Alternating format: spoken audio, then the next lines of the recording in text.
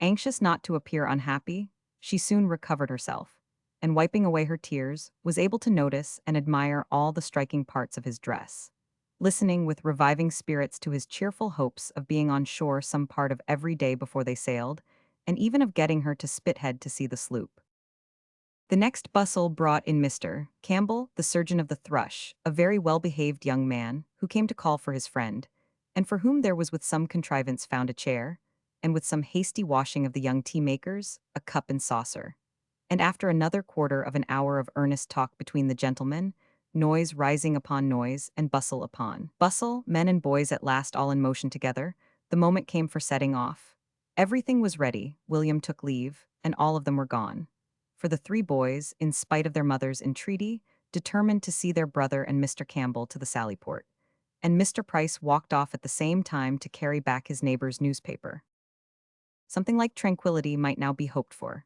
And accordingly, when Rebecca had been prevailed on to carry away the tea things, and Mrs. Price had walked about the room some time looking for a shirt sleeve, which Betsy at last hunted out from a drawer in the kitchen, the small party of females were pretty well composed, and the mother, having lamented again over the impossibility of getting Sam ready in time, was at leisure to think of her eldest daughter and the friends she had come from. A few inquiries began, but one of the earliest, how did Sister Bertram manage about her servants?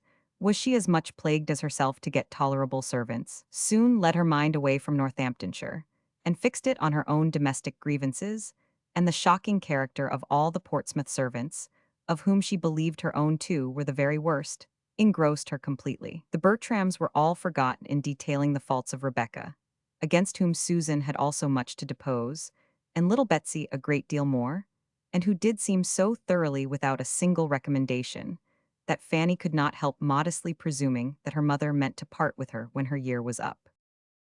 "Her year?" cried Mrs. Price. "I am sure I hope I shall be rid of her before she has stayed a year, for that will not be up till November. Servants are come to such a pass, my dear, in Portsmouth, that it is quite a miracle if one keeps them more than half a year. I have no hope of ever being settled, and if I was to part with Rebecca, I should only get something worse. And yet I do not think I am a very difficult mistress to please, and I am sure the place is easy enough, for there is always a girl under her, and I often do half the work myself." Fanny was silent, but not from being convinced that there might not be a remedy found for some of these evils.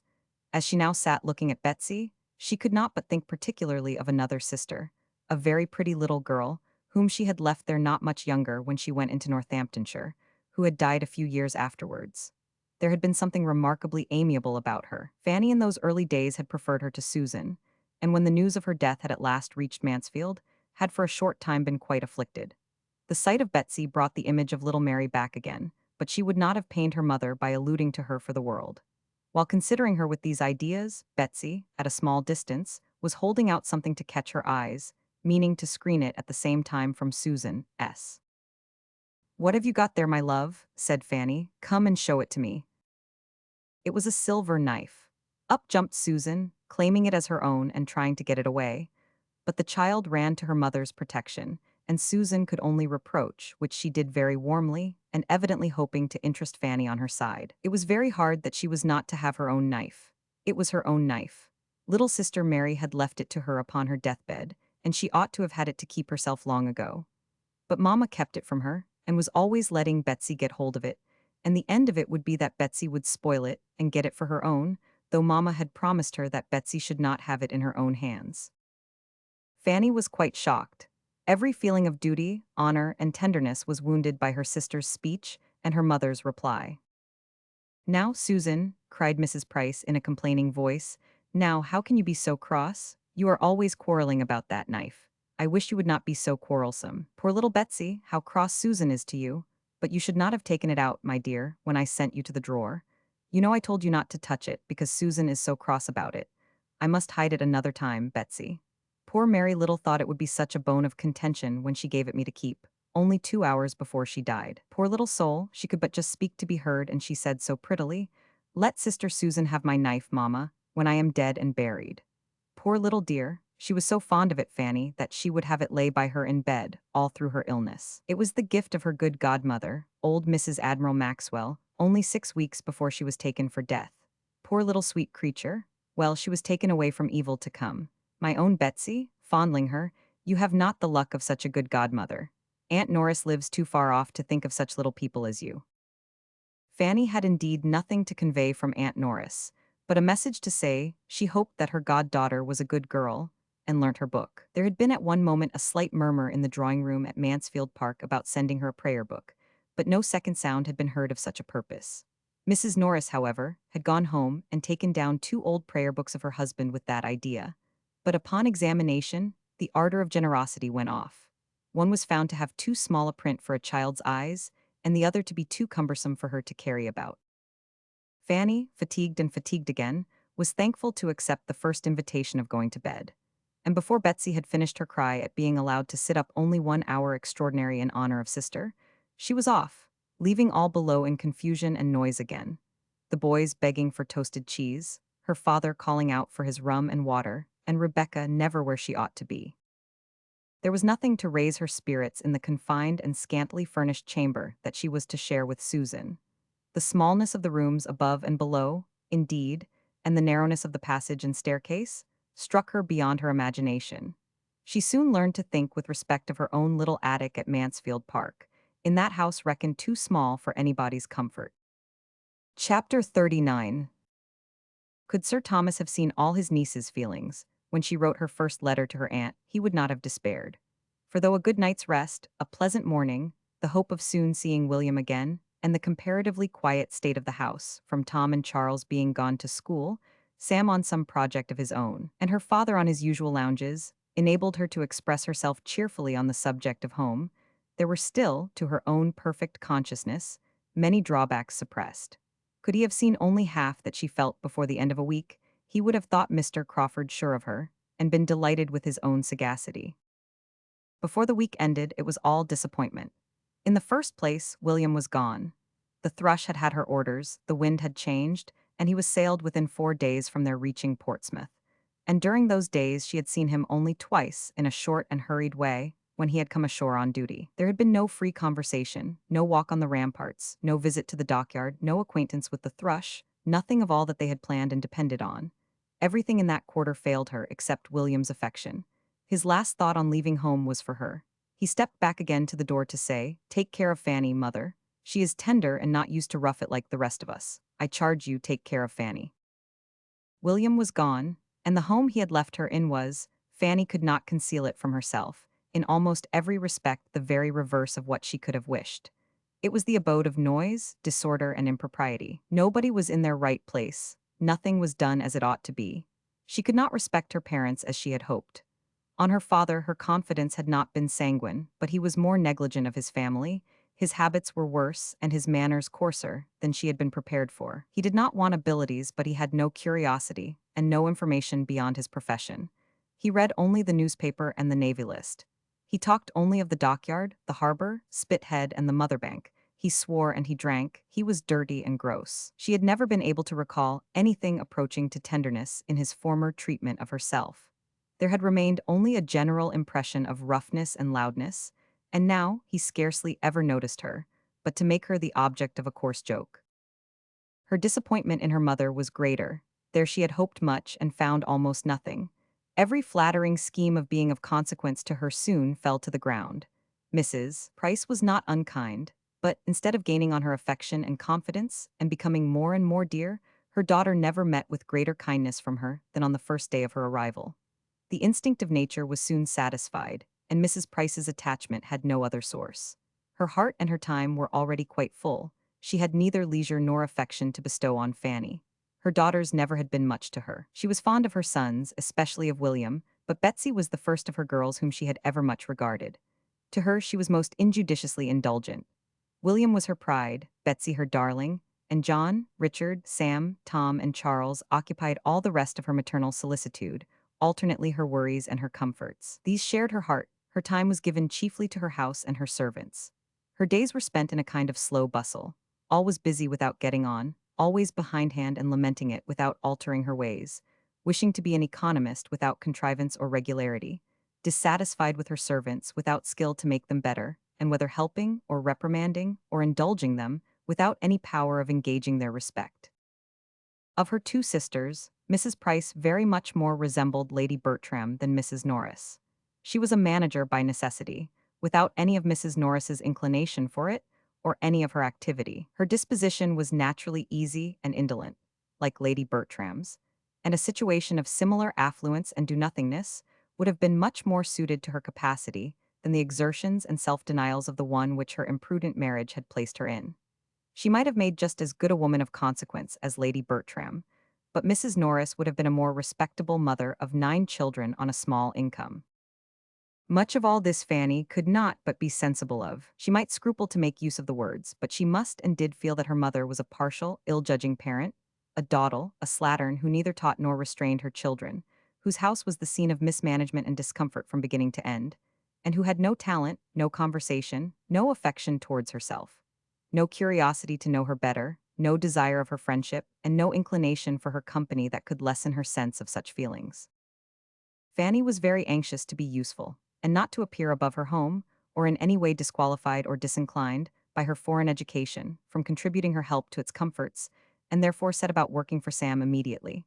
And by working early and late with perseverance and great dispatch, did so much that the boy was shipped off at last, with more than half his linen ready. She had great pleasure in feeling her usefulness, but could not conceive how they would have managed without her. Sam, loud and overbearing as he was, she rather regretted when he went, for he was clever and intelligent, and glad to be employed in any errand in the town. And though spurning the remonstrances of Susan, given as they were, though very reasonable in themselves, with ill-timed and powerless warmth, was beginning to be influenced by Fanny's services and gentle persuasions. And she found that the best of the 3 younger ones was gone in him. Tom and Charles being at least as many years as they were his juniors, distant from that age of feeling and reason, which might suggest the expediency of making friends, and of endeavoring to be less disagreeable. Their sister soon despaired of making the smallest impression on them. They were quite untamable by any means of address which she had spirits or time to attempt. Every afternoon brought a return of their riotous games all over the house, and she very early learned to sigh at the approach of Saturday's constant half-holiday. Betsy, too, a spoiled child, trained up to think the alphabet her greatest enemy, left to be with the servants at her pleasure, and then encouraged to report any evil of them, she was almost as ready to despair of being able to love or assist. And of Susan's temper she had many doubts. Her continual disagreements with her mother, her rash squabbles with Tom and Charles, and petulance with Betsy, were at least so distressing to Fanny that, though admitting they were by no means without provocation, she feared the disposition that could push them to such length must be far from amiable, and from affording any repose to herself. Such was the home which was to put Mansfield out of her head, and teach her to think of her cousin Edmund with moderated feelings. On the contrary, she could think of nothing but Mansfield, its beloved inmates, its happy ways. Everything where she now was in full contrast to it. The elegance, propriety, regularity, harmony, and perhaps, above all, the peace and tranquility of Mansfield were brought to her remembrance every hour of the day by the prevalence of everything opposite to them here. The living in incessant noise was, to a frame and temper delicate and nervous like Fanny, an evil which no superadded elegance or harmony could have entirely atoned for. It was the greatest misery of all. At Mansfield, no sounds of contention, no raised voice, no abrupt bursts, no tread of violence was ever heard. All proceeded in a regular course of cheerful orderliness. Everybody had their due importance. Everybody's feelings were consulted. If tenderness could be ever supposed wanting, good sense and good breeding supplied its place. And as to the little irritations sometimes introduced by Aunt Norris, they were short, they were trifling, they were as a drop of water to the ocean, compared with the ceaseless tumult of her present abode. Here everybody was noisy, every voice was loud, excepting, perhaps, her mother, which resembled the soft monotony of Lady Bertram's, only worn into fretfulness. Whatever was wanted was hallooed for, and the servants hallooed out their excuses from the kitchen.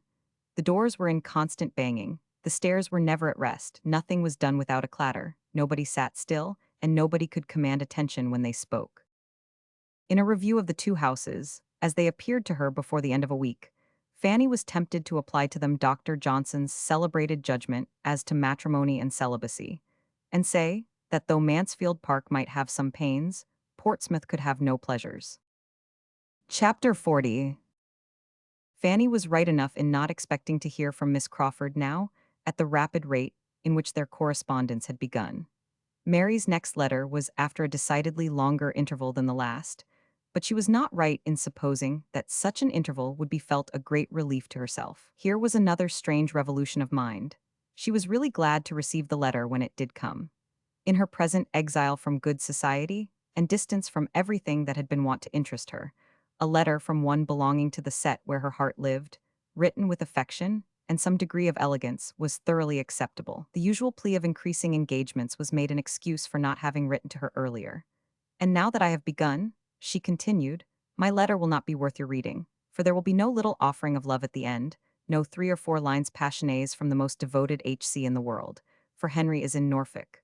Business called him to Everingham 10 days ago, or perhaps he only pretended the call, for the sake of being traveling at the same time that you were. But there he is, and, by the by, his absence may sufficiently account for any remissness of his sister, S. in writing, for there has been no, well, Mary, when do you write to Fanny? Is not it time for you to write to Fanny?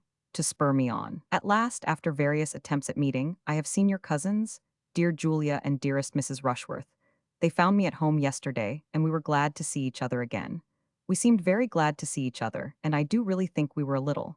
We had a vast deal to say. Shall I tell you how Mrs. Rushworth looked when your name was mentioned? I did not use to think her wanting in self-possession, but she had not quite enough for the demands of yesterday. Upon the whole, Julia was in the best looks of the two, at least after you were spoken of. There was no recovering the complexion from the moment that I spoke of Fanny, and spoke of her as a sister should. But Mrs. Rushworth's day of good looks will come. We have cards for her first party on the 28th. Then she will be in beauty, for she will open one of the best houses in Wimpole Street. I was in it 2 years ago when it was Lady Lascelles, and prefer it to almost any I know in London, and certainly she will then feel, to use a vulgar phrase, that she has got her pennyworth for her penny. Henry could not have afforded her such a house. I hope she will recollect it, and be satisfied, as well as she may, with moving the queen of a palace, though the king may appear best in the background, and as I have no desire to tease her, I shall never force your name upon her again. She will grow sober by degrees. From all that I hear and guess, Baron Wildenheim's attentions to Julia continue, but I do not know that he has any serious encouragement. She ought to do better. A poor honorable is no catch, and I cannot imagine any liking in the case, for take away his rants, and the poor baron has nothing. What a difference a vowel makes, if his rents were but equal to his rants. Your cousin Edmund moves slowly, detained, perchance, by parish duties. There may be some old woman at Thornton Lacey to be converted. I am unwilling to fancy myself neglected for a young one. Adieu, my dear sweet Fanny. This is a long letter from London. Write me a pretty one in reply to gladden Henry's eyes when he comes back, and send me an account of all the dashing young captains whom you disdain for his sake. There was great food for meditation in this letter, and chiefly for unpleasant meditation. And yet, with all the uneasiness it supplied, it connected her with the absent. It told her of people and things about whom she had never felt so much curiosity as now, and she would have been glad to have been sure of such a letter every week. Her correspondence with her Aunt Bertram was her only concern of higher interest. As for any society in Portsmouth, that could at all make amends for deficiencies at home, there were none within the circle of her father's and mother's acquaintance to afford her the smallest satisfaction. She saw nobody in whose favor she could wish to overcome her own shyness and reserve. The men appeared to her all coarse, the women all pert, everybody underbred, and she gave as little contentment as she received from introductions either to old or new acquaintance. The young ladies who approached her at first with some respect, in consideration of her coming from a baronet's family, were soon offended by what they termed airs. For, as she neither played on the pianoforte nor wore fine pelisses, they could, on farther observation, admit no right of superiority. The first solid consolation which Fanny received for the evils of home, the first which her judgment could entirely approve, and which gave any promise of durability, was in a better knowledge of Susan, and a hope of being of service to her. Susan had always behaved pleasantly to herself, but the determined character of her general manners had astonished and alarmed her, and it was at least a fortnight before she began to understand a disposition so totally different from her own. Susan saw that much was wrong at home, and wanted to set it right. That a girl of 14, acting only on her own unassisted reason, should err in the method of reform, was not wonderful, and Fanny soon became more disposed to admire the natural light of the mind which could so early distinguish justly, than to censure severely the faults of conduct to which it led. Susan was only acting on the same truths, and pursuing the same system, which her own judgment acknowledged, but which her more supine and yielding temper would have shrunk from asserting. Susan tried to be useful, where she could only have gone away and cried, and that Susan was useful she could perceive, that things, bad as they were, would have been worse but for such interposition, and that both her mother and Betsy were restrained from some excesses of very offensive indulgence and vulgarity. In every argument with her mother, Susan had in point of reason the advantage, and never was there any maternal tenderness to buy her off. The blind fondness which was forever producing evil around her she had never known. There was no gratitude for affection past or present to make her better bear with its excesses to the others. All this became gradually evident, and gradually placed Susan before her sister as an object of mingled compassion and respect. That her manner was wrong, however, at times very wrong, her measures often ill-chosen and ill-timed, and her looks and language very often indefensible, Fanny could not cease to feel, but she began to hope they might be rectified. Susan, she found, looked up to her and wished for her good opinion, and knew as anything like an office of authority was to Fanny, knew as it was to imagine herself capable of guiding or informing anyone, she did resolve to give occasional hints to Susan, and endeavor to exercise for her advantage the juster notions of what was due to everybody, and what would be wisest for herself, which her own more favored education had fixed in her. Her influence, or at least the consciousness and use of it, originated in an act of kindness by Susan, which, after many hesitations of delicacy, she at last worked herself up to. It had very early occurred to her that a small sum of money might, perhaps, restore peace forever on the sore subject of the silver knife, canvassed as it now was continually, and the riches which she was in possession of herself, her uncle having given her £10 at parting, made her as able as she was willing to be. Generous, but she was so wholly unused to confer favors, except on the very poor, so unpracticed in removing evils or bestowing kindnesses among her equals, and so fearful of appearing to elevate herself as a great lady at home, that it took some time to determine that it would not be unbecoming in her to make such a present. It was made, however, at last. A silver knife was bought for Betsy, and accepted with great delight, its newness giving it every advantage over the other that could be desired. Susan was established in the full possession of her own, Betsy handsomely declaring that now she had got one so much prettier herself, she should never want that again, and no reproach seemed conveyed to the equally satisfied mother, which Fanny had almost feared to be impossible. The deed thoroughly answered. A source of domestic altercation was entirely done away, and it was the means of opening Susan's heart to her, and giving her something more to love and be interested in. Susan showed that she had delicacy. Pleased as she was to be mistress of property, which she had been struggling for at least 2 years, she yet feared that her sister's judgment had been against her, and that a reproof was designed her for having so struggled as to make the purchase necessary for the tranquillity of the house. Her temper was open, she acknowledged her fears, blamed herself for having contended so warmly. And from that hour Fanny, understanding the worth of her disposition, and perceiving how fully she was inclined to seek her good opinion and refer to her judgment, began to feel again the blessing of affection, and to entertain the hope of being useful to a mind so much in need of help, and so much deserving it.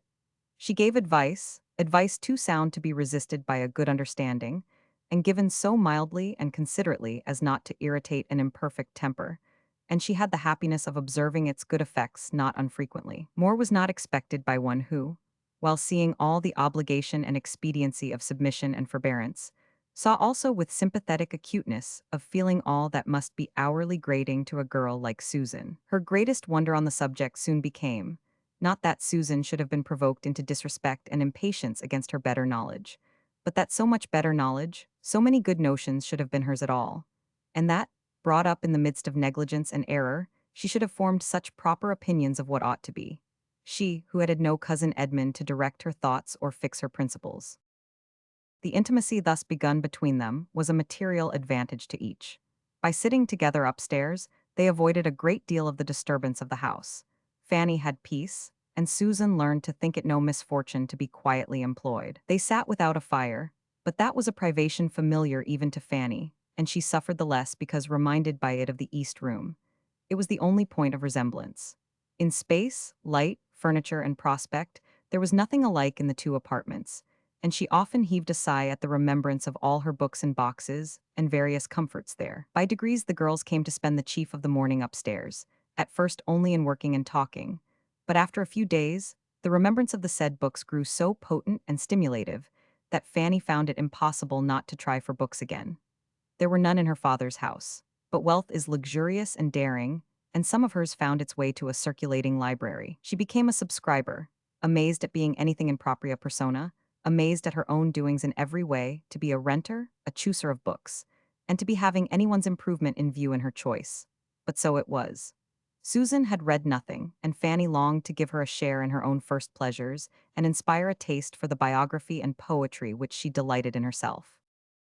In this occupation, she hoped, moreover, to bury some of the recollections of Mansfield, which were too apt to seize her mind if her fingers only were busy, and, especially at this time, hoped it might be useful in diverting her thoughts from pursuing Edmund to London, whither, on the authority of her aunt's last letter, she knew he was gone.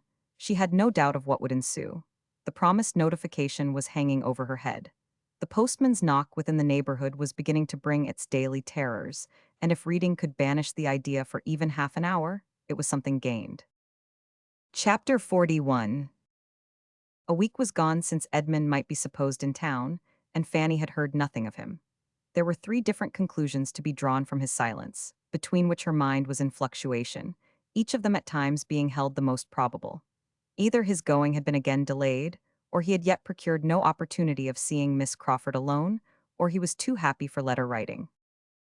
One morning about this time, Fanny having now been nearly 4 weeks from Mansfield, a point which she never failed to think over and calculate every day, as she and Susan were preparing to remove, as usual upstairs, they were stopped by the knock of a visitor, whom they felt they could not avoid, from Rebecca's alertness in going to the door, a duty which always interested her beyond any other. It was a gentleman's voice. It was a voice that Fanny was just turning pale about when Mr. Crawford walked into the room. Good sense, like hers, will always act when really called upon, and she found that she had been able to name him to her mother, and recall her remembrance of the name, as that of William's friend, though she could not previously have believed herself capable of uttering a syllable at such a moment. The consciousness of his being known there only as William's friend was some support. Having introduced him, however, and being all receded, the terrors that occurred of what this visit might lead to were overpowering, and she fancied herself on the point of fainting away. While trying to keep herself alive, their visitor, who had at first approached her with as animated a countenance as ever, was wisely and kindly keeping his eyes away, and giving her time to recover, while he devoted himself entirely to her mother, addressing her, and attending to her with the utmost politeness and propriety, at the same time with a degree of friendliness, of interest at least, which was making his manner perfect. Mrs. Price's manners were also at their best. Warmed by the sight of such a friend to her son, and regulated by the wish of appearing to advantage before him, she was overflowing with gratitude, artless maternal gratitude, which could not be unpleasing. Mr. Price was out, which she regretted very much. Fanny was just recovered enough to feel that she could not regret it, for to her many other sources of uneasiness was added the severe one of shame for the home in which he found her. She might scold herself for the weakness, but there was no scolding it away. She was ashamed, and she would have been yet more ashamed of her father than of all the rest. They talked of William, a subject on which Mrs. Price could never tire, and Mr. Crawford was as warm in his commendation as even her heart could wish. She felt that she had never seen so agreeable a man in her life, and was only astonished to find that, so great and so agreeable as he was, he should be come down to Portsmouth neither on a visit to the Port Admiral, nor the Commissioner, nor yet with the intention of going over to the island, nor of seeing the dockyard. Nothing of all that she had been used to think of as the proof of importance, or the employment of wealth, had brought him to Portsmouth. He had reached it late the night before, was come for a day or two, was staying at the Crown, had accidentally met with a navy officer or two of his acquaintance since his arrival, but had no object of that kind in coming. By the time he had given all this information, it was not unreasonable to suppose that Fanny might be looked at and spoken to, and she was tolerably able to bear his eye, and hear that he had spent half an hour with his sister the evening before his leaving London, that she had sent her best and kindest love, but had had no time for writing, that he thought himself lucky in seeing Mary for even half an hour, having spent scarcely 24 hours in London, after his return from Norfolk, before he set off again, that her cousin Edmund was in town, had been in town, he understood, a few days, that he had not seen him himself, but that he was well, had left them all well at Mansfield, and was to dine, as yesterday, with the Frasers. Fanny listened collectedly, even to the last mentioned circumstance, Nay, it seemed a relief to her worn mind to be at any certainty. And the words, "Then by this time it is all settled," passed internally, without more evidence of emotion than a faint blush. After talking a little more about Mansfield, a subject in which her interest was most apparent, Crawford began to hint at the expediency of an early walk. It was a lovely morning, and at that season of the year a fine morning so often turned off, that it was wisest for everybody not to delay their exercise. And such hints producing nothing, he soon proceeded to a positive recommendation to Mrs. Price and her daughters to take their walk without loss of time. Now they came to an understanding. Mrs. Price, it appeared, scarcely ever stirred out of doors except of a Sunday. She owned she could seldom, with her large family, find time for a walk. Would she not, then, persuade her daughters to take advantage of such weather, and allow him the pleasure of attending them? Mrs. Price was greatly obliged and very complying. Her daughters were very much confined. Portsmouth was a sad place. They did not often get out, and she knew they had some errands in the town which they would be very glad to do. And the consequence was that Fanny, strange as it was, strange, awkward, and distressing, found herself and Susan within 10 minutes walking towards the High Street with Mr. Crawford. It was soon pain upon pain, confusion upon confusion, for they were hardly in the High Street before they met her father, whose appearance was not the better from its being Saturday. He stopped, and, ungentlemanlike as he looked, Fanny was obliged to introduce him to Mr. Crawford. She could not have a doubt of the manner in which Mr. Crawford must be struck. He must be ashamed and disgusted altogether. He must soon give her up, and cease to have the smallest inclination for the match. And yet, though she had been so much wanting his affection to be cured, this was a sort of cure that would be almost as bad as the complaint. And I believe there is scarcely a young lady in the United Kingdoms who would not rather put up with the misfortune of being sought by a clever, agreeable man, than have him driven away by the vulgarity of her nearest relations. Mr. Crawford probably could not regard his future father-in-law with any idea of taking him for a model in dress. But as Fanny instantly, and to her great relief, discerned, her father was a very different man, a very different Mr. Price in his behavior to this most highly respected stranger, from what he was in his own family at home. His manners now, though not polished, were more than passable. They were grateful, animated, manly. His expressions were those of an attached father and a sensible man. His loud tones did very well in the open air, and there was not a single oath to be heard. Such was his instinctive compliment to the good manners of Mr. Crawford, and be the consequence what it might, Fanny's immediate feelings were infinitely soothed.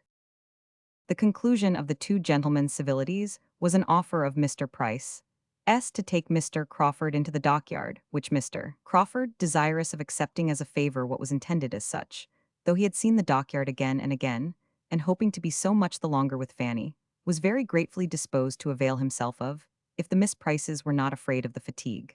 And as it was somehow or other ascertained, or inferred, or at least acted upon, that they were not at all afraid, to the dockyard they were all to go, and but for Mr. Crawford, Mr. Price would have turned thither directly, without the smallest consideration for his daughter's errands in the High Street. He took care, however, that they should be allowed to go to the shops they came out expressly to visit, and it did not delay them long, for Fanny could so little bear to excite impatience, or be waited for, that before the gentlemen, as they stood at the door, could do more than begin upon the last naval regulations, or settle the number of three-deckers now in commission, their companions were ready to proceed. They were then to set forward for the dockyard at once, and the walk would have been conducted, according to Mr. Crawford's opinion, in a singular manner had Mr. Price been allowed the entire regulation of it, as the two girls, he found, would have been left to follow, and keep up with them or not, as they could, while they walked on together at their own hasty pace. He was able to introduce some improvement occasionally, though by no means to the extent he wished. He absolutely would not walk away from them, and at any crossing or any crowd, when Mr. Price was only calling out, "Come, girls, come, Fan, come, Sue, take care of yourselves, keep a sharp lookout," he would give them his particular attendance. Once fairly in the dockyard, he began to reckon upon some happy intercourse with Fanny, as they were very soon joined by a brother lounger of Mr. Price, who was come to take his daily survey of how things went on, and who must prove a far more worthy companion than himself. And after a time, the two officers seemed very well satisfied going about together, and discussing matters of equal and never-failing interest, while the young people sat down upon some timbers in the yard, or found a seat on board a vessel in the stocks which they all went to look at. Fanny was most conveniently in want of rest. Crawford could not have wished her more fatigued or more ready to sit down, but he could have wished her sister away. A quick-looking girl of Susan's age was the very worst third in the world. Totally different from Lady Bertram, all eyes and ears. And there was no introducing the main point before her. He must content himself with being only generally agreeable, and letting Susan have her share of entertainment, with the indulgence, now and then, of a look or hint for the better informed and conscious Fanny. Norfolk was what he had mostly to talk of. There he had been some time, and everything there was rising in importance from his present schemes. Such a man could come from no place, no society, without importing something to amuse. His journeys and his acquaintance were all of use, and Susan was entertained in a way quite new to her. For Fanny, somewhat more was related than the accidental agreeableness of the parties he had been in.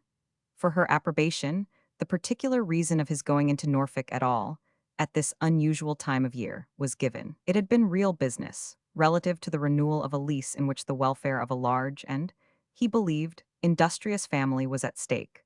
He had suspected his agent of some underhand dealing, of meaning to bias him against the deserving, and he had determined to go himself and thoroughly investigate the merits of the case. He had gone, had done even more good than he had foreseen, had been useful to more than his first plan had comprehended, and was now able to congratulate himself upon it, and to feel that in performing a duty, he had secured agreeable recollections for his own mind. He had introduced himself to some tenants whom he had never seen before. He had begun making acquaintance with cottages whose very existence, though on his own estate, had been hitherto unknown to him. This was aimed, and well aimed, at Fanny. It was pleasing to hear him speak so properly. Here he had been acting as he ought to do, to be the friend of the poor and the oppressed. Nothing could be more grateful to her, and she was on the point of giving him an approving look, when it was all frightened off by his adding a something too pointed of his hoping soon to have an assistant, a friend, a guide in every plan of utility or charity for Everingham, a somebody that would make Everingham, and all about it, a dearer object than it had ever been yet. She turned away and wished he would not say such things. She was willing to allow he might have more good qualities than she had been wont to suppose. She began to feel the possibility of his turning out well at last, but he was and must ever be completely unsuited to her, and ought not to think of her. He perceived that enough had been said of Everingham, and that it would be as well to talk of something else, and turned to Mansfield. He could not have chosen better. That was a topic to bring back her attention and her looks almost instantly. It was a real indulgence to her to hear or to speak of Mansfield, now so long divided from everybody who knew the place. She felt it quite the voice of a friend when he mentioned it, and led the way to her fond exclamations in praise of its beauties and comforts, and by his honorable tribute to its inhabitants, allowed her to gratify her own heart in the warmest eulogium, in speaking of her uncle as all that was clever and good, and her aunt as having the sweetest of all sweet tempers. He had a great attachment to Mansfield himself. He said so. He looked forward with the hope of spending much, very much of his time there, always there or in the neighborhood. He particularly built upon a very happy summer and autumn there this year. He felt that it would be so, he depended upon it, a summer and autumn infinitely superior to the last, as animated, as diversified, as social, but with circumstances of superiority undescribable. Mansfield, Southerton, Thornton Lacey, he continued, what a society will be comprised in those houses, and at Michaelmas perhaps a fourth may be added, some small hunting box in the vicinity of everything so dear. For as to any partnership in Thornton Lacey, as Edmund Bertram once good-humoredly proposed, I hope I foresee two objections, two fair, excellent, irresistible objections to that plan. Fanny was doubly silenced here, though when the moment was past, could regret that she had not forced herself into the acknowledged comprehension of one half of his meaning, and encouraged him to say something more of his sister and Edmund. It was a subject which she must learn to speak of, and the weakness that shrunk from it would soon be quite unpardonable. When Mr. Price and his friend had seen all that they wished, or had time for, the others were ready to return.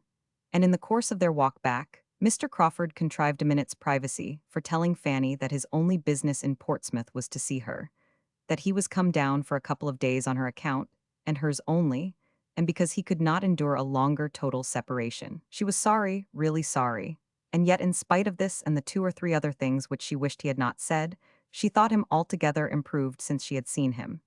He was much more gentle, obliging, and attentive to other people's feelings than he had ever been at Mansfield. She had never seen him so agreeable, so near being agreeable. His behavior to her father could not offend, and there was something particularly kind and proper in the notice he took of Susan. He was decidedly improved. She wished the next day over, She wished he had come only for one day, but it was not so very bad as she would have expected. The pleasure of talking of Mansfield was so very great. Before they parted, she had to thank him for another pleasure, and one of no trivial kind. Her father asked him to do them the honor of taking his mutt with them, and Fanny had time for only one thrill of horror before he declared himself prevented by a prior engagement. He was engaged to dinner already both for that day and the next. He had met with some acquaintance at the Crown, who would not be denied. He should have the honor, however, of waiting on them again on the morrow, etc., and so they parted, Fanny in a state of actual felicity from escaping so horrible an evil. To have had him join their family dinner party, and see all their deficiencies, would have been dreadful. Rebecca's cookery and Rebecca's waiting, and Betsy's eating at table without restraint, and pulling everything about as she chose, were what Fanny herself was not yet enough inured to for her often to make a tolerable meal. She was nice only from natural delicacy, but he had been brought up in a school of luxury and epicurism. Chapter 42. The Prices were just setting off for church the next day when Mr. Crawford appeared again. He came, not to stop, but to join them.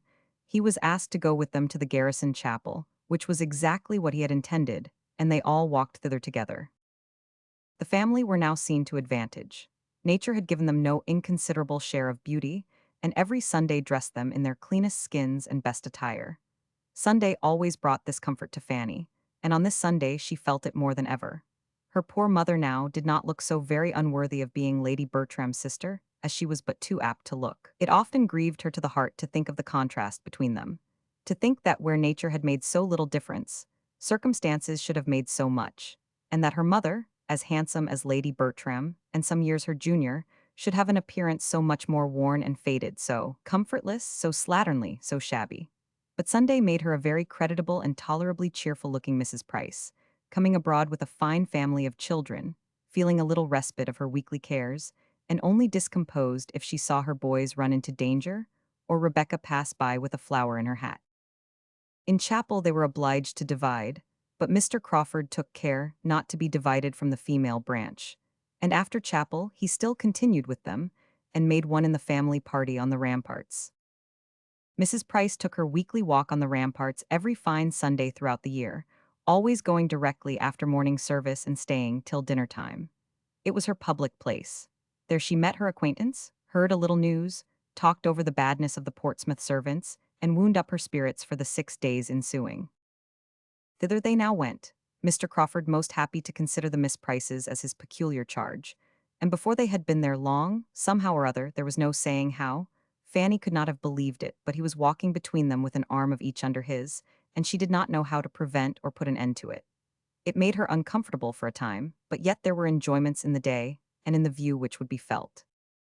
The day was uncommonly lovely. It was really March, but it was April in its mild air, brisk soft wind and bright sun, occasionally clouded for a minute, and everything looked so beautiful under the influence of such a sky, the effects of the shadows pursuing each other on the ships, at Spithead and the island beyond, with the ever-varying hues of the sea, now at high water, dancing in its glee and dashing against the ramparts with so fine a sound, produced altogether such a combination of charms for Fanny, as made her gradually almost careless of the circumstances under which she felt them. Nay, had she been without his arm, she would soon have known that she needed it, for she wanted strength for a 2 hours' saunter of this kind, coming, as it generally did, upon a week's previous inactivity. Fanny was beginning to feel the effect of being debarred from her usual regular exercise. She had lost ground as to health since her being in Portsmouth, and but for Mr. Crawford and the beauty of the weather would soon have been knocked up now. The loveliness of the day, and of the view, he felt like herself. They often stopped with the same sentiment and taste, leaning against the wall some minutes to look and admire. And considering he was not Edmund, Fanny could not but allow that he was sufficiently open to the charms of nature, and very well able to express his admiration. She had a few tender reveries now and then, which he could sometimes take advantage of to look in her face without detection. And the result of these looks was, that though as bewitching as ever, her face was less blooming than it ought to be. She said she was very well, and did not like to be supposed otherwise. But take it all in all, he was convinced that her present residence could not be comfortable, and therefore could not be salutary for her, and he was growing anxious for her being again at Mansfield, where her own happiness, and his in seeing her, must be so much greater. You have been here a month, I think, said he.